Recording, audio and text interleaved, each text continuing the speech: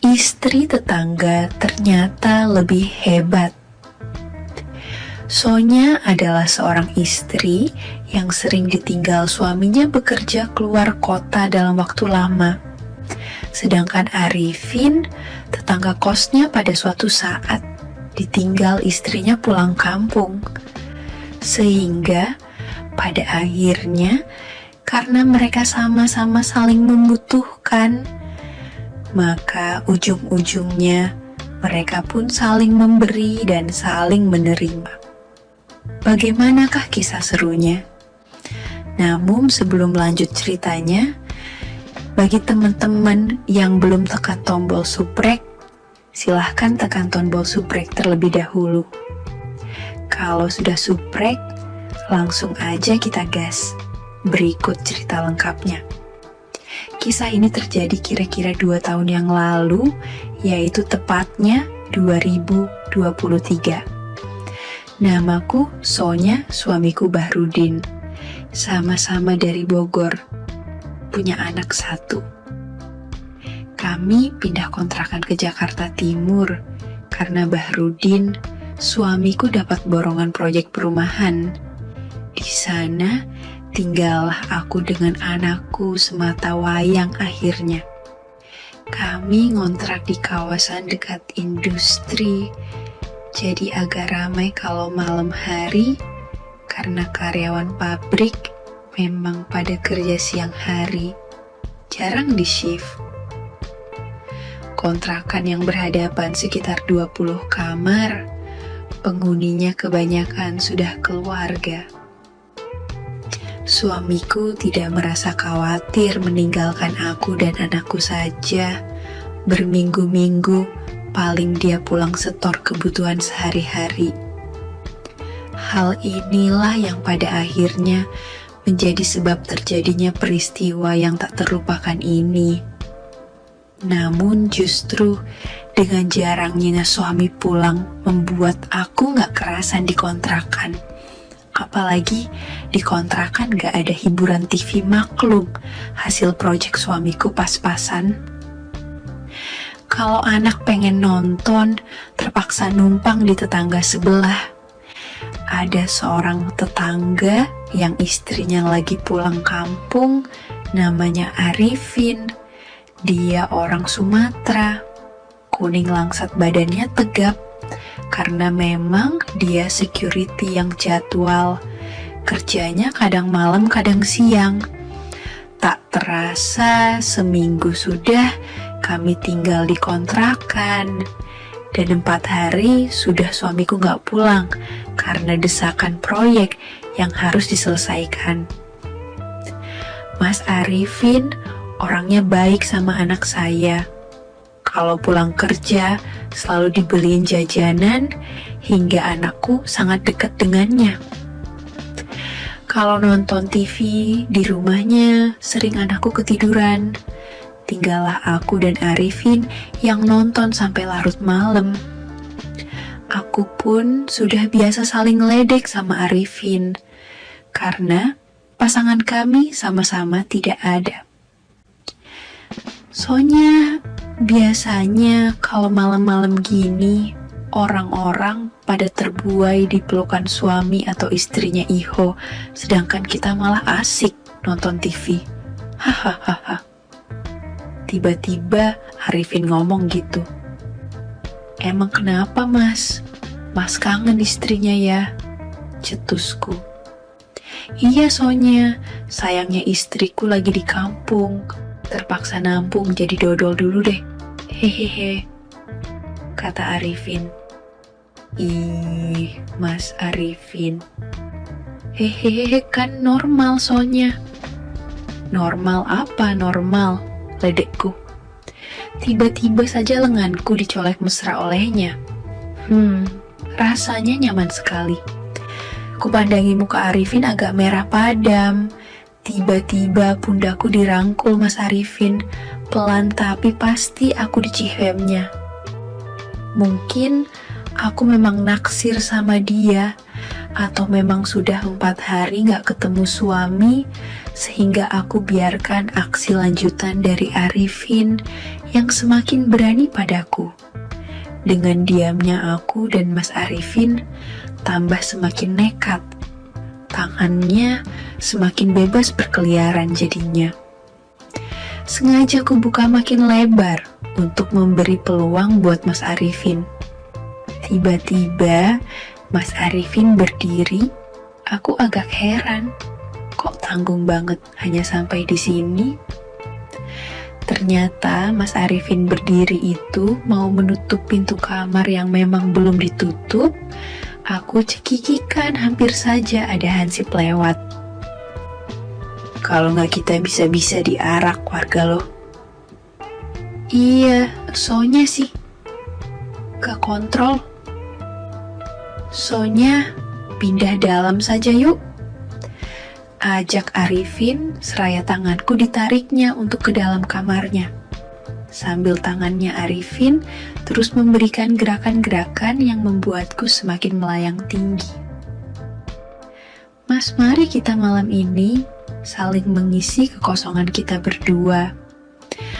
Ucapku karena sudah terbawa suasana. Rasanya Sonya mau pingsan ini, Mas. Iya Sonya, malam ini kita habiskan ya Mas. Tanpa banyak bicara lagi, Arifin segera saja membuat Sonya kelabakan dan tidak perlu waktu lama, Sonya sudah sampai yang pertama. Mas Arif ini pandai juga ternyata. Mas curang aku jadi kebobolan duluan. Ucap Sonya seraya senyum-senyum. Sonya jadi merasa gengsi sehingga dia nekat membalik Arifin ke bawah. Kuat juga nih perempuan, batin Arifin. Dengan cekatan Sonya langsung saja berusaha membuat Arifin juga mengalami seperti yang barusan dialaminya. Sudah 10 menitan usaha keras yang dilakukan oleh Sonya, tetapi belum juga ada tanda-tanda Arifin akan sampai. Mas hebat banget sih, minum jamu ya. Nggak kok Sonya, sengaja pengen lama biar Sonya terus terkenang. Seraya, Arifin kembali merubah posisinya, membuat Sonya mau kebobolan lagi. Maka, dengan pelan meminta agar Arifin segera membawanya ke puncak yang paling tinggi bersama-sama. Buruan Mas, jangan buat Sonya seperti ini. Arifin pun mengikuti kemauan Sonya. Sonya melirik senang ke arah Arifin yang sudah mau mengikuti apa yang menjadi kemauannya. Tetapi Arifin sempat kaget juga karena Sonya tidak seperti apa yang dia pikirkan. Karena saat itu Sonya tidak sekalem bayangannya. Sehingga Arifin jadi lupa dengan rencananya yang akan memperlakukan Sonya dengan caranya sendiri. Malam itu posisi sudah nggak beraturan lagi, kadang Arifin di bawah, kadang di atas, dan pada akhirnya mereka berdua mencapainya secara berbarengan. Sesaat suasana menjadi hening. Makasih ya Mas, Sonya belum pernah Iho mengalami yang seperti ini sama suami. Sama-sama sayang, aku juga Sonya. Menjelang subuh, Sonya membangunkan Arifin. Mas subuh Mas, Sonya mau pulang ntar. Ada yang lihat Sonya tidur di sini Iho. Arifin pun bangun dengan bermalas-malasan karena merasa tidak mau pisah dengan Sonya. Ya udah, sambil dia kembali merajuk. Jangan sekarang Mas. Masih banyak waktu lain kok buat kita berdua lebih asik. Bisik Sonya di telinga Arifin. Sonya lalu keluar meninggalkan Arifin sendiri di kamarnya. Jam 10 siang, Arifin keluar mau nyari makan siang. Entah kebetulan atau dewa keberuntungan, memang sedang dekat dengannya. Arifin ketemu Sonya di warteg. Mas Arifin mau belt makan ya? Kata Sonya sambil mengedipkan matanya.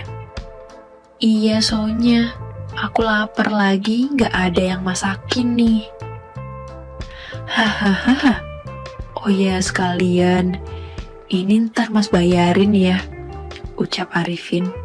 Aduh, gak usah mas, ngerepotin aja. Enggak kok, Sonya sama tetangga itu harus saling memberi, jangan pelit-pelit. Seraya senyum. Iya deh mas. Seusai membayar sayur mereka, pulang hampir barengan. Sengaja Arifin jalan pelan karena ada yang mau disampaikan. Sonya ntar malam lagi ya, bisik Arifin. Ya kayau, suamiku gak pulang ya mas, soalnya sudah 5 hari gak pulang. Iya janji ya? Iya mas ganteng. Arifin pun memberikan nomor HP ke Sonya untuk mempermudah hubungan mereka. Maka sejak kejadian malam yang indah itu, kalau situasinya aman Arifin ke rumah Sonya, ataupun sebaliknya. Pesan moral? Janganlah dengan mudah untuk meninggalkan suami atau istri tinggal sendiri, apalagi dalam waktu cukup lama. Sepercaya-cayanya kita pada pasangan, waspadalah.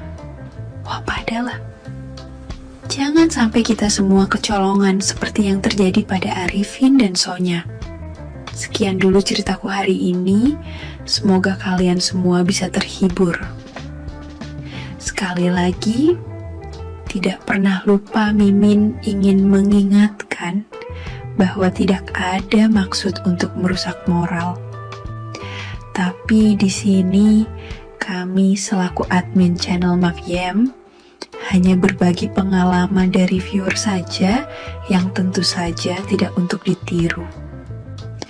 Terima kasih sudah mau mendengarkan kisah nyata ini. Ambil baiknya dan buang buruknya dari cerita kisah ini.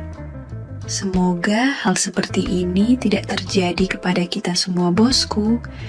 Dan semoga kita semua dilindungi dari mara bahaya. Amin ya Rabbal Alamin. Terima kasih dan sampai jumpa di cerita selanjutnya. Jangan lupa like, komen, share, dan subscribe. Oh iya, kira-kira kalian semua bosku yang terhormat kepengen kisah-kisah yang seperti apa lagi nih? Tolong berikan komentar-komentar kalian di video ini ya.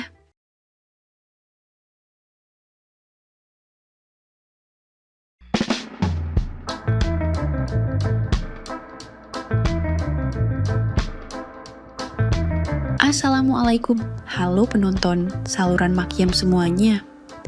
Kali ini Mimin akan berbagi kisah lagi nih tentang seorang pemuda keren yang tak sengaja mergokin ibu pacarnya sendiri sedang ihihau oho-oho. Hingga kemudian pemuda tersebut mendapatkan keberuntungan yang tak terduga. Wow, keberuntungan anu ya mak? Anu apanya itunya lah pokoknya ya.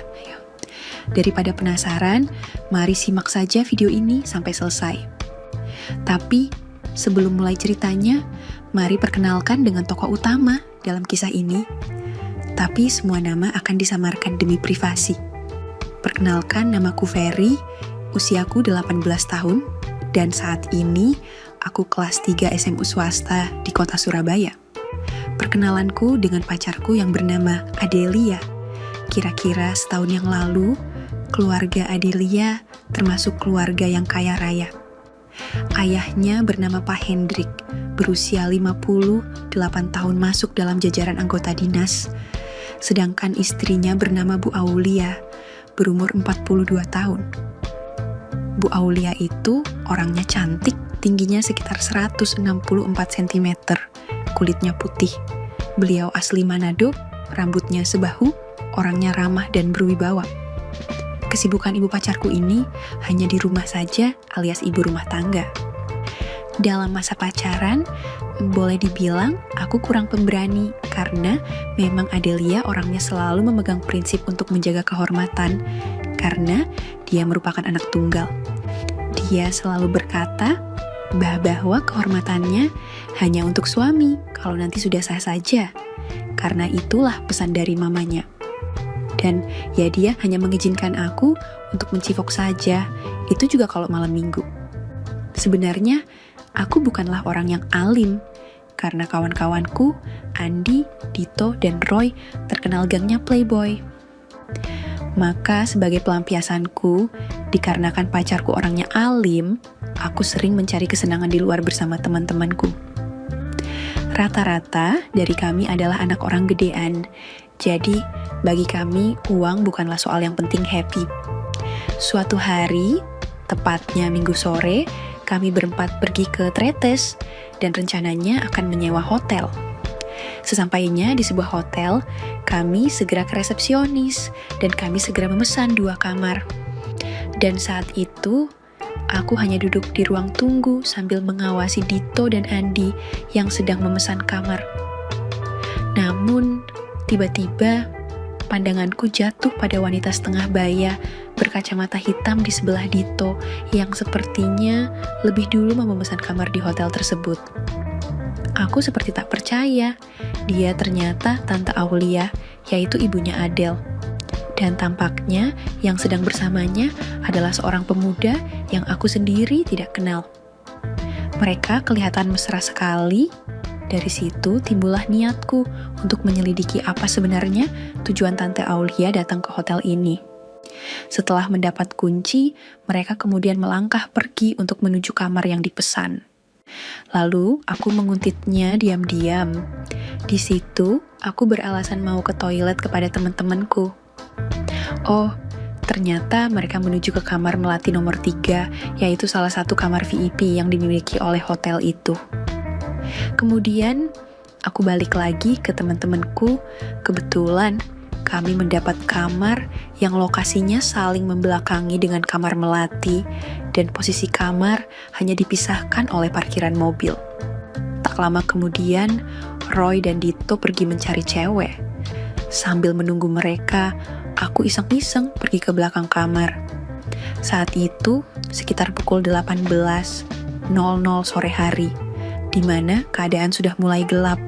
Kebetulan, sekali aku melihat di kamar melati itu, dinding belakangnya ada sebuah ventilasi udara yang agak rendah. Kebetulan juga mobilnya Roy parkir tepat di bawah ventilasi udara tersebut. Aku pun kepikiran untuk memantau lewat situ. Siapa tahu aku bisa mendapatkan informasi atas rasa penasaranku terhadap calon ibu mertuaku yang tadi masuk ke kamar VIP itu. Nah, dengan bermodalkan memanjat mobil Roy, aku bisa melihat apa yang terjadi di dalam kamar itu. Ternyata ibu pacarku yang di rumah kelihatan alim, berjilbab dan berwibawa, tak disangka sedang bercukur-ukuk dengan pria lain yang umurnya jauh lebih muda darinya. Aku masih syok dan tak menyangka. Apalagi setelah menyaksikan pertandingan game kreatif Tante Aulia bersama berondongnya. Kacau, jos juga ya. Boh di calon mama mertuaku ini, tua-tua bersantan. Batinku seraya menahan semangat kreativitas pada diriku.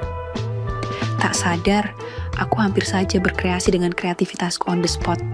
Tapi, aku tersadar dan kembali ke kamar yang kami sewa. Jam 10 malam setelah itu, aku keluar dari kamar, kunyalakan udut merek Asproku, dan duduk di teras kamar. Kala itu, rasanya udara sangat dingin, pas kali jika disertai dengan menyalakan udut favoritku. Kembali, ku tengok kamar, melati nomor 3 dari ventilasi tadi, kelihatan lampunya masih menyala. Berarti, mereka belum pulang? Pikirku. Tiba-tiba, aku ingat Tante Aulia selalu bawa HP. Aku sendiri juga kebetulan bawa, tapi aku ragu apakah HP-nya diaktifkan, tapi akan ku coba saja. Begitu ketemu nomornya, lalu ku tekan dial dan terdengar nada panggil di dalam kamar itu. Tante Aulia terbangun lalu buru-buru mengangkat HP-nya. Dia sempat melihat nomor yang masuk. Halo, Ini Ferry ya. Ada apa, Fer? Kata Tante Aulia dari dalam kamar. Mama sedang di mana? Tanyaku. Ya, aku manggil Tante Aulia dengan sebutan Mama karena Adele yang minta. Katanya, nanti kalau kita menikah kan panggilnya juga Mama. Loh, apa kamu nggak tanya Adele? Ini aku kan nginap di rumah neneknya Adele di Blitar. Neneknya lagi sakit, kata Tante Aulia beralasan. Sakit apa, Ma? Tanyaku berlagak pilon. Dia diam sejenak. Ah, enggak, cuma jantungnya kambuh, tapi sudah baik kan kok besok juga ibu pulang, katanya pintar bersandiwara. Memangnya kamu ada perlu apa? Tanya Tante Aulia. Maaf, Ma, tapi Mama jangan marah ya, jawabku. Sudah katakan saja, aku capek nih, ujarnya lagi menambah alasan. Mama capek habis ngapain? Tanyaku. Anu tadi mijitin neneknya Adele, katanya gugup. Bener Mah, masa orang sakit jantung kok dipijitin, bukannya mijitin yang lain, kataku mulai berani. Kamu kok gak percaya sih?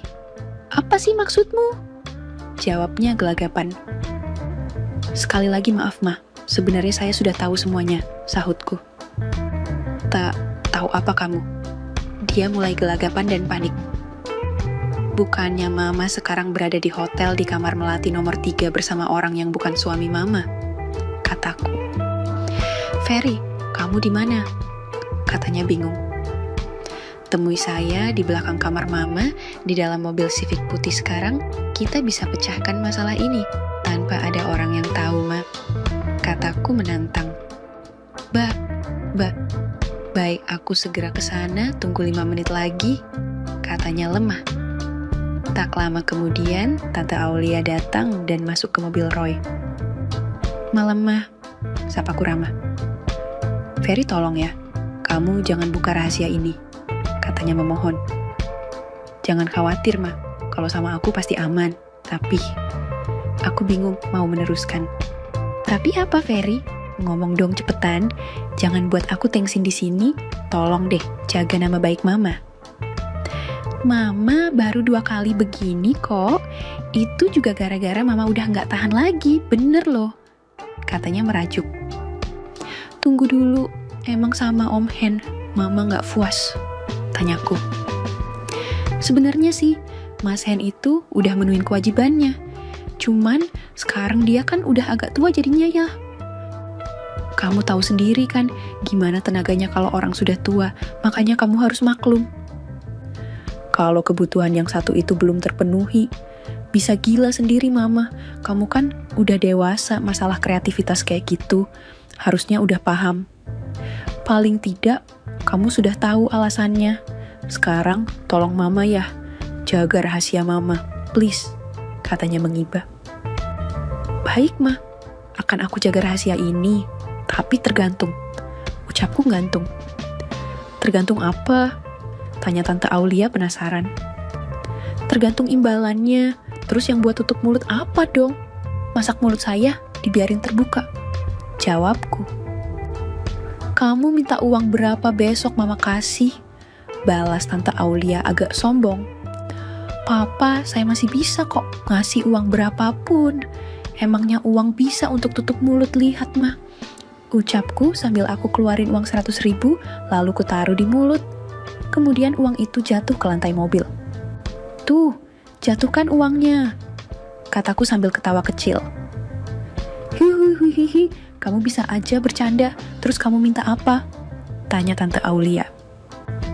Hubungan pacaran saya sama Adelia kan udah lama, tapi dia cuma ngasih itu saja. Yang lainnya gak boleh sama mamanya. Sebenarnya saya pengen ngerasain yang lainnya, kataku.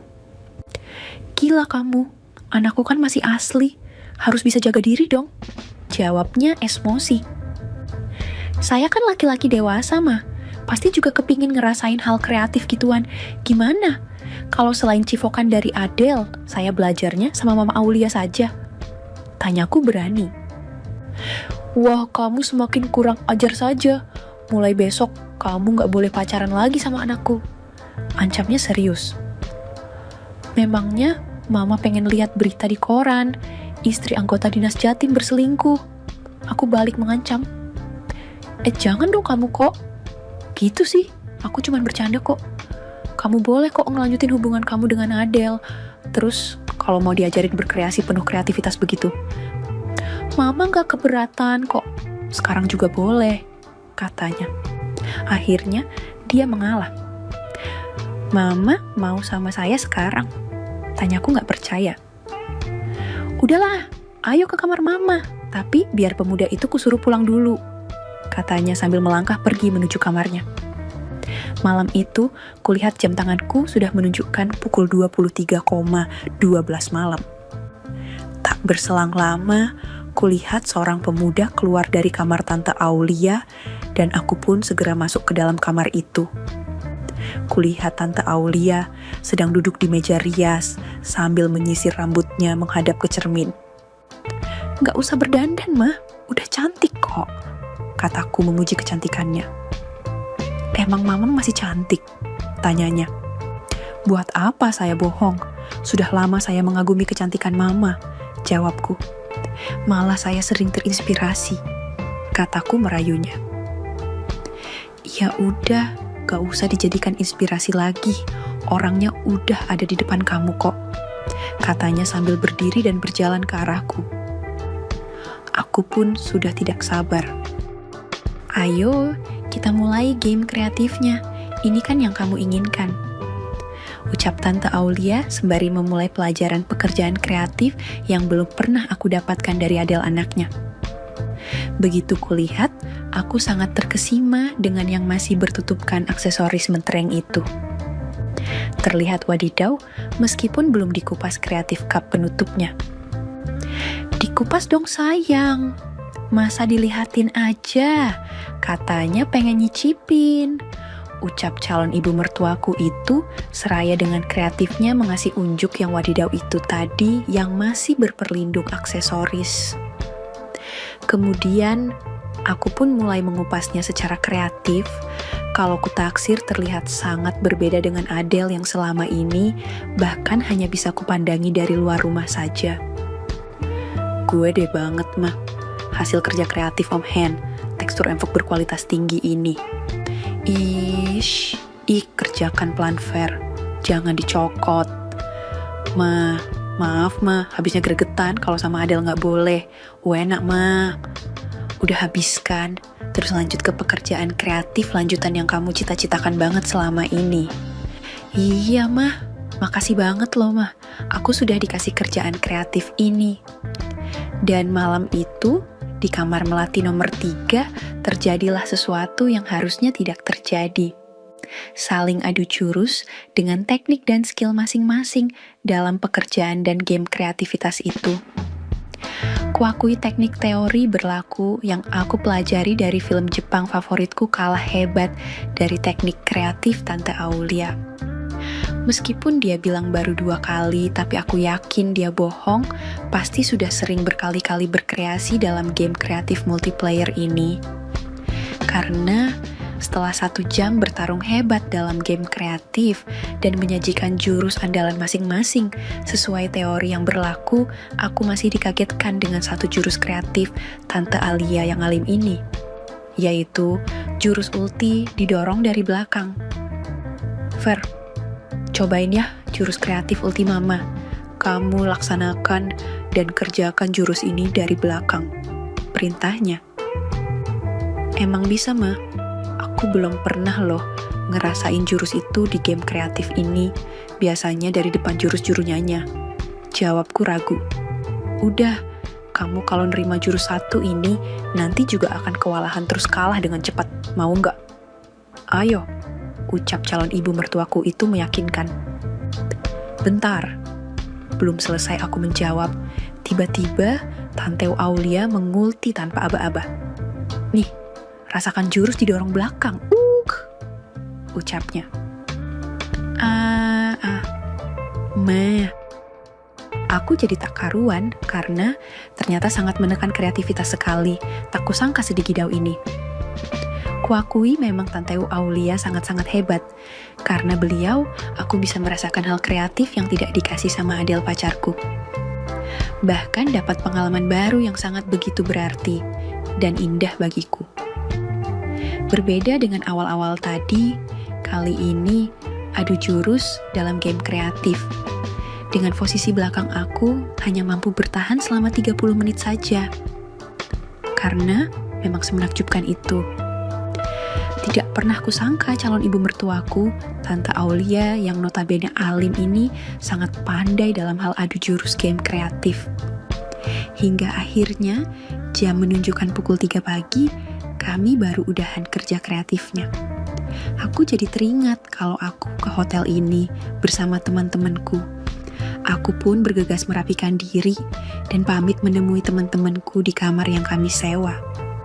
Mah, aku baru lupa kalau aku ninggalin teman-temanku dari jam 11 tadi, aku balik ke kamar dulu ya, ucapku.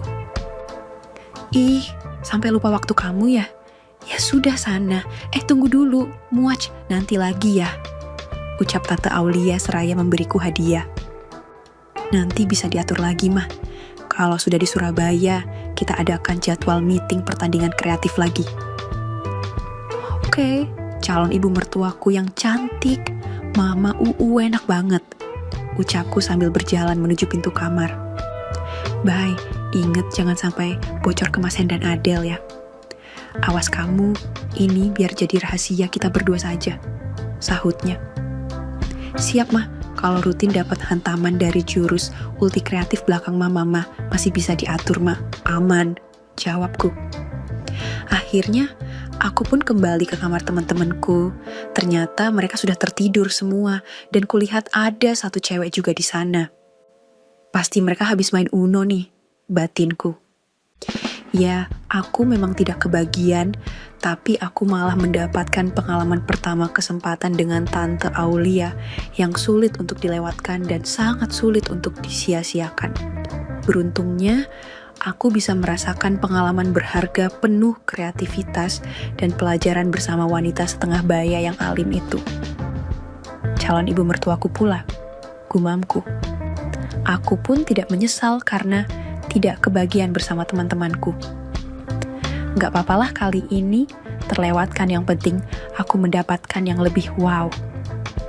Bersambung, begitulah kisah pengalaman antara aku dan Tante Aulia atau ibu dari pacarku, calon mertuaku, dan kejadian rahasia ini masih terus berlanjut. Masih banyak kisah yang belum aku bagikan. Mungkin lain kali akan aku ceritakan lagi perjalananku bersama Tante Aulia. Jadi, stay tuned di channel Makyam ini ya bosku, karena rencananya aku akan mengirimkan cerita lanjutannya kepada Makyam dalam waktu dekat. Sekali lagi, tidak pernah lupa Mimin ingin mengingatkan bahwa tidak ada maksud untuk merusak moral. Tapi, di sini kami selaku admin channel Makyam hanya berbagi pengalaman dari viewer saja yang tentu saja tidak untuk ditiru. Terima kasih sudah mau mendengarkan kisah nyata ini. Ambil baiknya dan buang buruknya dari cerita kisah ini. Semoga hal seperti ini tidak terjadi kepada kita semua bosku, dan semoga kita semua dilindungi dari mara bahaya. Amin ya Rabbal Alamin. Terima kasih dan sampai jumpa di cerita selanjutnya. Jangan lupa like, comment, share, dan subscribe. Oh iya, kira-kira kalian semua bosku yang terhormat kepengen kisah-kisah yang seperti apa lagi nih? Tolong berikan komentar-komentar kalian di video ini ya.